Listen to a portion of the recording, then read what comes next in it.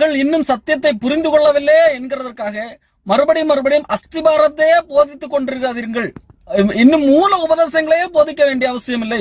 அஸ்திபாரத்தின் மேலாக கட்டடத்தை கட்டி எழுப்புங்கள் என்று சொல்லி உற்சாகப்படுத்தி பவுல் எழுதுகிறார். அதாவது அஸ்திபாரம் சரியாக போட்டு இயேசு கிறிஸ்து தான் மெய்யான தெய்வம் என்று சொல்லி காண்பித்தும் அதை மீறி ஒருத்தன் மறுதலித்து போகிறான் என்று சொன்னால் அவனை மறுபடியும் புதுப்பிக்கிறது கூடாத காரியம். ஆகவே நீங்கள் என்ன செய்யுங்கள், நீங்கள் பூரணராகும்படி கடந்து போங்கள். ரட்சிப்புக்கேற்ற சுவிசேஷத்தை அடிப்படை உபதேசங்களையே திரும்ப சொல்ல வேண்டிய அவசியம் இல்லை. அது மேலாக பூரணராகும்படி இன்னும் பல காரியங்கள் உள்ளதில்லவா, பல வேதத்தின் மகத்துவங்கள் பல உண்டது, அதை குறித்து பேசுங்கள். ஏற்கனவே அடிப்படை சத்தியத்தை சரியாக புரிந்து கொண்டும் ஒருத்தன் மறுதலித்து போகிறான் என்று சொன்னால் அவன் போகட்டும், அவனை மறுபடியும் புதுப்பிக்க வேண்டியது கூடாத காரியம். சத்தியத்தை கேட்டும் இயேசு கிறிஸ்து வேண்டாம் என்று சொல்லி மறுதலித்து போகிறவர்கள் அவர்கள் ரட்சிக்கப்படாதவர்கள். ஒரு சிலர் சொல்வார்கள், இல்லை பரிசுத்த ஆவியை பெற்றும் என்று சொல்ல வருகிறது, இனி வரும் பலன்களை எல்லாம் எதிர்பார்த்து. அது சபையிலே வருகிற மக்களை குறித்தது. எபிரேய சபையிலே வருகிறார்கள், அந்த பிரசங்கங்கள் சரியான பிரசங்கங்கள் சத்தியத்தை எல்லாம் கேட்கிறார்கள் அல்லவா. அப்போ அந்த அடிப்படையிலே அந்த இனி வரக்கூடிய பலன்கள் இதையெல்லாம் அந்த பிரசங்கத்தின் மூலமாக ருசி பார்க்கிறார்கள். ஆனால் அதை ஏற்றுக்கொள்ளத்தக்கதாக விசுவாசிக்கவில்லை. அவர்கள் இது வேண்டாம் என்று சொல்லி எங்களுடைய சுயக்கிரியை போதும் என்று சொல்லி நியாயப்பிரமாண அதுக்கு திரும்பி போகிறார்கள், மறுதலித்து போகிறார்கள். சத்தியத்தை அறியும் அறிவை அறிந்து, சரி அதை எல்லா சர்ச்சிலையும் விசுவாசிகள் தான் கேட்காங்க, அவங்கள தான் மென்ஷன் பண்ணுதுன்னு சொல்லிட்டாரு. சரி ஓகே, அது அப்படி இருக்கட்டும். நம்ம அப்படியே அந்த எபிரேயர் 6ஆம் அதிகாரம் இப்போ 4ஆம் வசனத்துக்கு வருவோம். ஏனெனில் ஒரு தரம் பிரகாசிக்கப்பட்டும் பரம ஈவை ருசி பார்த்தும் பரிசுத்த ஆவியை பெற்றும் இருக்கு. பரம ஈவை யார் ருசி பார்க்க முடியும்? இப்போ நீங்கள் ஒரு பிரியாணி சாப்பிட்றீங்கன்னு வச்சுருங்களேன், இந்த பிரியாணி இவ்வளோ டேஸ்ட்டாக இருக்குது, நீங்கள்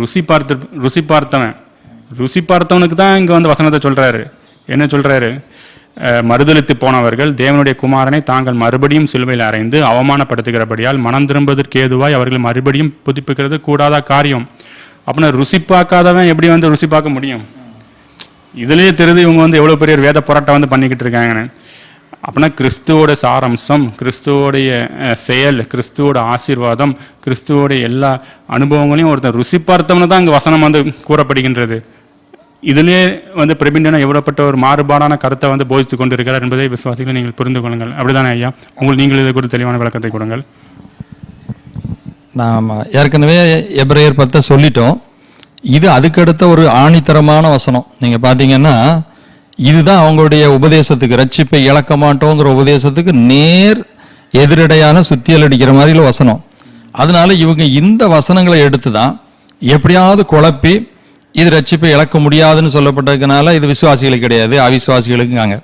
இப்போ இந்த எபிரேயர் 6ஆம் அதிகாரத்தை பார்த்தீங்கன்னா, இப்போ இந்த பிரவீன்டினோ நான் கூட ஆரம்பத்தில் ஒரு நல்லா போதிக்கிறாரு, நல்லா தெரிஞ்சவர் தான் நினச்சேன்.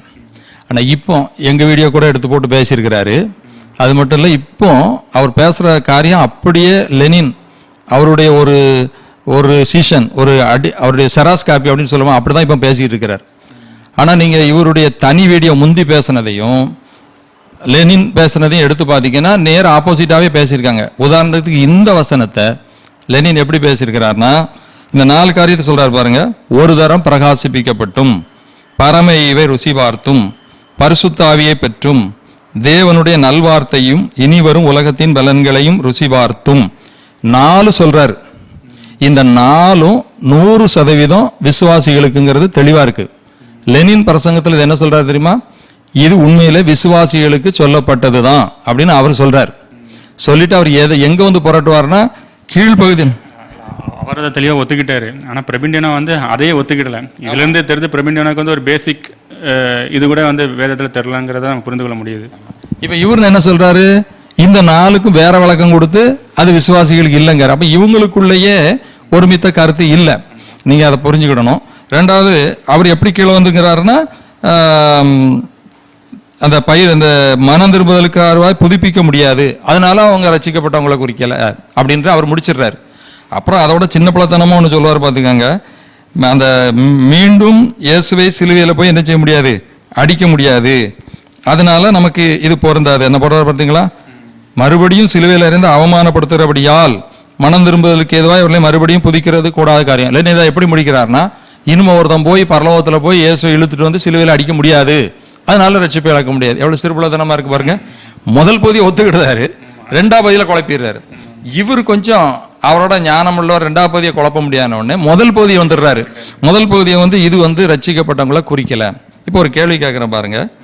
ஒரு தரம் பிரகாசிப்பிக்கப்பட்டும் பிரகாசிப்பிக்கப்பட்டவர்கள், பிரகாசிக்கப்பட்டவர்கள் யாரு? ரட்சிக்கப்படாதவர்கள் போய் பிரகாசிக்கப்பட்டவர்கள் சொல்ல முடியுமா? அதுக்கு ஒரு 2 வசனங்களை நான் சொல்றேன் பாருங்க. எபிரேயர் 10:32 எடுங்க. எபிரேயர் 10:32 வாசிங்க. முந்தின நாட்களை நினைத்துக் கொள்ளுங்கள், நீங்கள் பிரகாசமாக்கப்பட்டிருந்த அந்த நாட்களிலே உபத்திரவங்களாகிய மிகுந்த போராட்டத்தை சகித்தீர்களே. நிந்தைகளாலும் உபத்திரவங்களாலும் நீங்கள் வேடிக்கையாக்கப்பட்டதும் அல்லாமல் அப்படி நடத்தப்பட்டவர்களுக்கு பங்காளிகளும் ஆனீர்கள். நான் கட்டப்பட்டிருக்கிறையில் நீங்கள் என்னை குறித்து பரிதவித்தும் அன்றி பரலோகத்தில் அதிக மேன்மையும் நிலையுள்ளதுமான சுதந்திரம் உங்களுக்கு உண்டென்று அறிந்து உங்கள் ஆஸ்திகளையும் சந்தோஷமாய் கொள்ளையிட கொடுத்தீர்கள். இப்போ இது யாரை குறித்து சொல்லிருக்கு? விசுவாசி தானே. அவங்கள பத்தி என்ன சொல்றாரு? பிரகாசிப்பிக்கப்பட்டிருந்த அந்த நாட்கள். அப்ப ரட்சிக்கப்பட்ட அந்த காலத்தை குறிக்கிறாரு. அப்ப பிரகாசிப்பிக்கப்படுதல் என்பது ரட்சிக்கப்பட்டவர்களை குறிக்கிறது. இன்னும் கூட ஒரு வசனத்தை நான் உங்களுக்கு காட்டுறேன். பிலிப்பியர் 2:14 நீங்க எடுத்து பார்த்தீங்கன்னா, அவர்கள் ஜீவ வசனத்தை பிடித்து கொண்டு சுடர்களை போல பிரகாசிக்கிறீர்கள். அந்த 2:14 அந்த வசனத்தையும் கொஞ்சம் வாசி காட்டிடுறோம் மக்களுக்கு. வாசிங்க. நான் வீணாக ஓடினதும் வீணாக பிரயாசப்பட்டதும் இல்லை என்கின்ற மகிழ்ச்சி கிறிஸ்துவின் நாளில் எனக்கு உண்டாயிருப்பதற்கு ஜீவ வசனத்தை பிடித்து கொண்டு உலகத்திலே சுடர்களைப் போல பிரகாசிக்கிற நீங்கள் கோணலும் மாறுபாடுமான சந்ததியின் நடுவிலே குற்றமற்றவர்களும் கபடமற்றவர்களும் தேவனுடைய மாசற்ற பிள்ளைகளாக இருக்கும்படிக்கு எல்லாவற்றையும் முறுமுறுப்பில்லாமலும் தர்க்கில்லாமலும் செய்யுங்கள். இங்க அவர் என்ன சொல்றாரு? ஜீவ வசனத்தை கொடுத்துக்கொண்டு பிரகாசிக்கும்படி. அப்ப பிரகாசித்தல் என்பது எதை குறிக்கிறது? விசுவாசிகளை தான் குறிக்கிறது. நீங்க எபேசியர் 5:14 கூட நீங்க வாசி பார்த்தீங்கன்னா, ஆதலால் தூங்குற நீ விழித்து மரித்தோரை விட்டு எழுந்திரு, அப்பொழுது கிறிஸ்து உன்னை பிரகாசிப்பார் என்று சொல்லி இருக்கிறார். அப்ப பிரகாசிக்கிறது, பிரகாசிக்கப்பட்டவர்கள், பிரகாசித்தல் என்பது ஆண்டவருடைய பிள்ளைகளையும் விசுவாசிகளையும் குறிக்கிறதுங்கிறது தெளிவா. அதாவது அவர் தான் சொல்லுவாரு ஒரு வசனத்தை பார்க்க கூடாதுன்னு. அப்ப இந்த 3 வசனம் நமக்கு தெளிவா சொல்லுது. அடுத்தது பாருங்க, பரமையவே ருசி பார்த்தும். ருசி பார்த்தல் நீங்களே ஏற்கனவே சொன்னீங்க. 2 இடத்துல இதை ருசி பார்த்தல்னு சொல்றாரு பாருங்க. ருசி பார்த்தும் தேவனுடைய நல்வார்த்தையையும் இனி வரும் உலகத்தின் பலன்களையும் ருசி பார்த்தும். தேவனுடைய நல்வார்த்தை, இனி வரக்கூடிய உலகத்தின் பலன், இதெல்லாம் ருசி பார்த்துங்கிறது யாரை குறிக்கும்? இப்ப ருசி பார்த்தலும் கூட ஒரு வசனத்தை சொல்லிடுவோம். 1 பேதுரு 2:1 வசனத்தை எடுங்க. 1 பேதுரு 2:1 இப்படி இருக்க கர்த்தர் தயவுள்ளவர் என்பதை நீங்கள் ருசி பார்த்ததுண்டானால் சகல துர்க்குணத்தையும் சகலவித கபடத்தையும் வஞ்சகங்களையும் பொறாமைகளையும் சகலவித புறங்கூறுதலையும் ஒழித்துவிட்டு நீங்கள் வளரும்படி புதிதாய் பிறந்த குழந்தைகளைப் போல திருவசனம் ஆகிய கலங்கமில்லாத ஞானப்பாலின் மேல் வாஞ்சியாயிருங்கள். கிறிஸ்துவ ருசி பார்த்தவர்கள் எப்படி இருக்கணும்னு எழுதுறாரு. ரட்சிக்கப்படாதவனை போய் இப்படி எழுத முடியுமா? அப்ப ருசி பார்த்தல் என்பதும் ரட்சிக்கப்பட்டவர்களை குறிக்கிறது. இன்னும் எபிரேயர் 2:9 வாசிங்கன்னா, இயேசு கிறிஸ்து நம் எல்லாருக்காகவும் மரணத்தை ருசி பார்த்தார்னு இருக்குது. அப்ப இவங்க அந்த ருசி பார்த்தல் என்பது அவர் நமக்காக மரிச்சாருங்கிறத தான் குறிக்குது. இல்ல மரிக்கிறதெல்லாம் குறிக்கல. அது ருசி பார்த்தல் என்பது அதுக்கு அடையாளமானு சொல்ல முடியுமா? அப்ப இவ்வளவு தெளிவா சொல்றாரு. அதுக்கப்புறம் பாருங்க, பரிசுத்த ஆவியை பெற்றும். இவர் இந்த இடத்துல போய் அங்க போய் பாரு, மூல பாஷையில பாரு, அதை பாரு, இதை பாருங்காரு. பரிசுத்தாவியை பெற்றும்னாலே மேற்கொண்ட 2 அனுபவத்தை உள்ளவங்க தான். இந்த வசனத்தை மட்டும் கிரேக்குக்கு போகணும்னு சொல்லுவாங்க. அப்படின்னா இவங்க மொத்த வேதாகமத்தையும் கிரேக்கில் படிக்கணும், படிச்சுட்டு தான் வரணும். உங்களுக்கு தகுந்த வசனத்தை மட்டும் கிரேக்குக்கு போகணும்னு சொல்லக்கூடாது. அப்படியா இருந்தால் நீங்கள் முழு வேதாகமத்தையும் கிரேக்கத்தில் படிங்க, எங்களுக்கு போதிங்க. இப்போ அந்த ஆர்சி யோகமத்தை வாசிக்கிற பாருங்க. ஏனெனில் ஒரு முறை ஒளியை பெற்று விண்ணாக கொடையை சுவைத்தவர்கள் தூய ஆவியை பெற்றவர்கள் ஆவார். கடவுளின் நல்ல வார்த்தையும் வரவிருக்கும் உலகத்தின் வல்லமையும் சுவைத்த இவர்கள் நெறி பிறழ்ந்து விடின் இவர்களை மனமாற்றி மீண்டும் புத்துணர்வு பெற செய்வது அரிது. ரொம்ப அழகா எழுதுறார். அவங்க தான் பரிசுத்த ஆவியை பெற்றவர்கள்.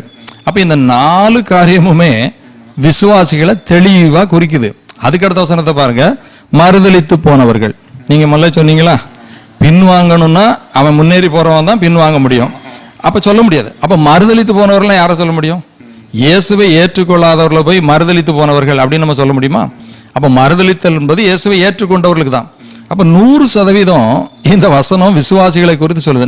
நம்ம முன்னே சொல்லிட்டோம், உன்னை ரட்சிப்பை இழக்க போற முடியும் அப்படிங்கிறதுக்கு சொல்லப்படலை. ஆனால் இயேசுவை விசுவாசித்த நாம் நிலைத்திருக்க வேண்டும், நிலைத்திருக்காமல் போக வாய்ப்பு இருக்கிறது அப்படிங்கிறத தான் எச்சரிப்பா சொல்லுது. அதிலிருந்து நமக்கு வந்து போதித்துட்டு வந்துட்டு இருக்கு முடிவு பரிந்தம். அதுக்கு எபிரேயர்ல ஏகப்பட்ட வசனங்கள் வந்து இருக்கு. அதில் பாருங்க இப்படி சொல்லிட்டு அதுக்கப்புறம் பாருங்க, அந்த நீங்க முதல் சொன்ன மாதிரியே விசுவாசத்தினால் பிழைப்பான் பின்வாங்கி போனானால் ஆத்மா பிரியமாறாதுன்னு சொன்னவர், நாமும் அப்படி நான் சொல்லிட்டு இருக்கேன். ஆனா நம்ம எப்படி தான் இருக்கோம், விசுவாசத்தில் இருக்கோம்னு சொன்ன மாதிரி இங்க சொல்றாரு பாருங்க. இப்படி சொன்னாலும் நன்மையானவைகளும் ரட்சிப்புக்குரியமான காரியங்கள் இடத்தில் உண்டாயிருக்கிறது என்று நம்பி இருக்கிறோம்.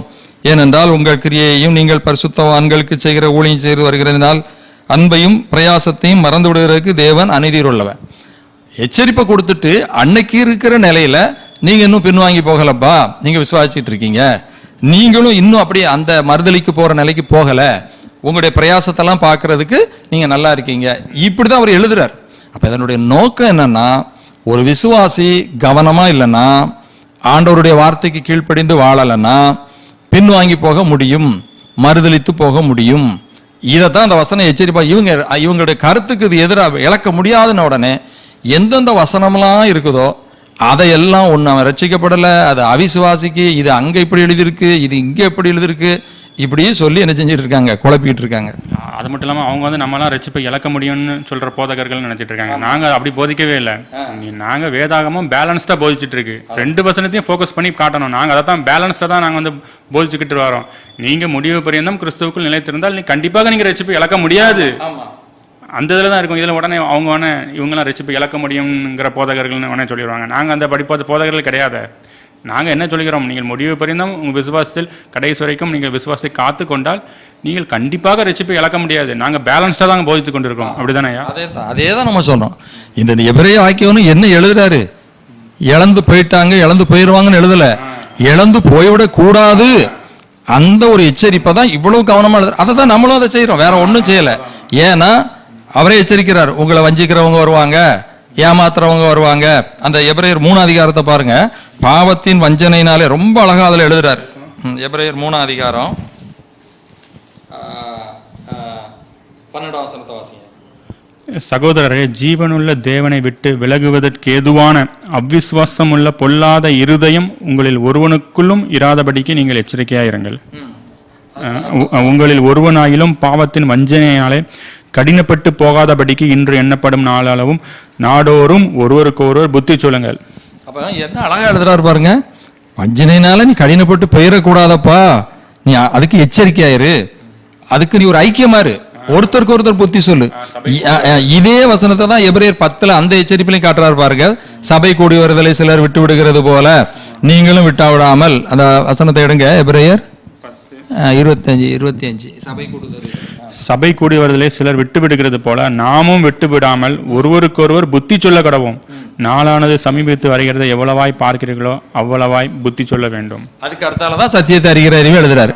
அப்போ அந்த புத்தி சொல்லுதல், ஐக்கியம், இது என்ன அப்படின்னா, இப்ப நம்ம 2 பேரும் இருக்கிறோம், நீங்க தம்பி கொஞ்சம் வழியை போகும்போது தம்பி இப்படி இருக்கீங்க அப்படின்னு நீங்க என்ன சொல்லுவீங்க? அப்ப நீங்க ஐயா நீங்க இந்த இடத்துல இப்படி இருக்கீங்களே, அப்போ ஒருத்தருக்கு ஒருத்தர் புத்தி சொல்லி வரும்போது கூட சொன்னீங்க, நீங்க அப்படிப்பட்ட இதெல்லாம் பண்ணாதீங்க, நீங்க சொன்னீங்க. அப்போ எதுக்கு இது சொல்றாரு? அப்படி நீங்க ஐக்கியமா இருந்து புத்தி சொல்லி அப்படி என்ன செஞ்சிடக்கூடாது, போயிடக்கூடாது அப்படின்னு சொல்லிட்டு அந்த அந்த அதுக்கப்புறம் 14 கூட எழுதுறாரு பாருங்க, நாம் ஆரம்பத்தில் கொண்ட நம்பிக்கையை முடிவு புரிந்து உறுதியாய் பற்றி கொண்டிருப்போமாகில் கிறிஸ்துவனிடத்தில் பங்குள்ளவர்களாய் இருப்போம். இதுக்கு ஆணித்தரமான வசனம் பேதுருவில் இருக்கு, அதை வேணா நம்ம அடுத்தால பார்ப்போம்.